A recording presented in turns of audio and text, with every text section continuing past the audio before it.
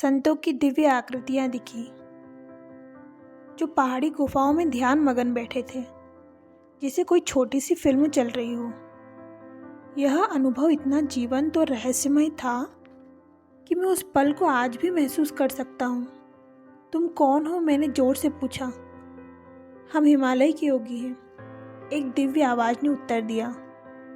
उस आवाज़ को शब्दों में बयान करना मुश्किल है, लेकिन मेरा दिल खुशी से झूम उठा। वह दृश्य गायब हो गया, लेकिन चांदी जैसी किरणें फैलती चली गई। अनंत तक मैंने पूछा, यह अद्भुत प्रकाश क्या है? मैं ईश्वर हूँ, मैं प्रकाश हूँ। मैं ईश्वर हूँ, मैं प्रकाश हूँ। आवाज़ स्पष्ट थी, मधुर थी और ऐसी थी जैसे बादलों की गूंज में मेरी माँ और बड़ी बहन रोमा वहीं मौजूद थी और उन्होंने भी यह दिव्य आवाज़ सुनी। ईश्वर के इस जवाब से मुझे इतनी खुशी मिली कि मैंने ठान, चाहे जितना भी समय लगे, जब तक कि मैं पूरी तरह से उनके साथ एक न हो जाऊं। ज़्यादातर लोग सोचते हैं कि बंद आंखों के पीछे सिर्फ अंधेरा है, लेकिन जैसे जैसे आप आध्यात्मिक रूप से विकसित होते हैं और माथे में स्थित तीसरी आंख पर ध्यान केंद्रित करते हैं, आप पाएंगे कि आपकी आंतरिक दृष्टि खुल गई है, जो अनेक प्रकाश से भरी हुई अद्भुत सुंदरता वाली है। जैसे मैंने हिमालय के योगियों को देखा था, वैसे ही संतों के दर्शन आपके सामने प्रकट होंगे। अगर आपका ध्यान और गहरा होगा तो आप भी ईश्वर की आवाज़ सुनेंगे। अगर आप एक बार भी उनकी चुप्पी को तोड़ दें तो आपसे वे बार बार बात करेंगे। लेकिन शुरुआत में यह बहुत मुश्किल है। ईश्वर से परिचित होना आसान नहीं, क्योंकि वह यह सुनिश्चित करना चाहते हैं कि क्या वाकई आप उन्हें जानना चाहते हैं। वह आपकी परीक्षा लेते हैं, यह जानने के लिए कि आप उन्हें चाहते हैं या कुछ और।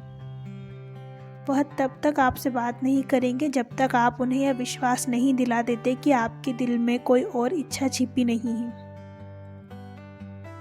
अगर आपका दिल सिर्फ सांसारिक चाह की कामनाओं से भरा है तो खुद को आपके सामने क्यों प्रकट करें? ईश्वर की खोज एक सच्चे और निस्वार्थ भाव की मांग करती है। जब आपका दिल पूरी तरह से साफ होगा तब वह आपसे बात करेंगे और उनकी आवाज़ आपके लिए एक मधुर संगीत की तरह होगी। मनुष्य का प्रेम ही ईश्वर को दिया जाने वाला सबसे बड़ा उपहार है।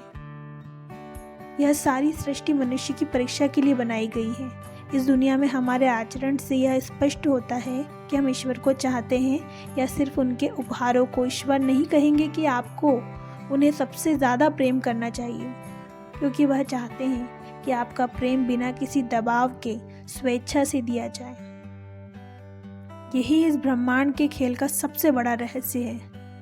जिस ईश्वर ने हमें बनाया वह हमारे प्रेम की तड़प रखता है। वे चाहते हैं कि उन्हें हम अपना प्रेम बिना मांगे दें। हमारा प्रेम ही एकमात्र ऐसी चीज है जो ईश्वर के पास नहीं है। जब तक कि हम उसे उन्हें देने का निर्णय ना लें, तब तक हम भटके हुए बच्चे हैं। जब तक हम ईश्वर के बनाए माया जन्य उपहारों के लिए रोते रहते हैं, लेकिन उस परमात्मा को नज़रअंदाज करते हैं, यह भूल हमारे जीवन में तब तक बनी रहेगी, तब तक हम दुख रूपी गड्ढों में गिरते रहेंगे। ईश्वर हमारे अस्तित्व का सार है, और जब तक हम उनकी उपस्थिति को अपने भीतर महसूस नहीं करते, हम अपने वास्तविक स्वरूप की महान गरिमा को नहीं जान सकते। यही सच्चाई है, हम दिव्य हैं, ईश्वर का अंश हैं।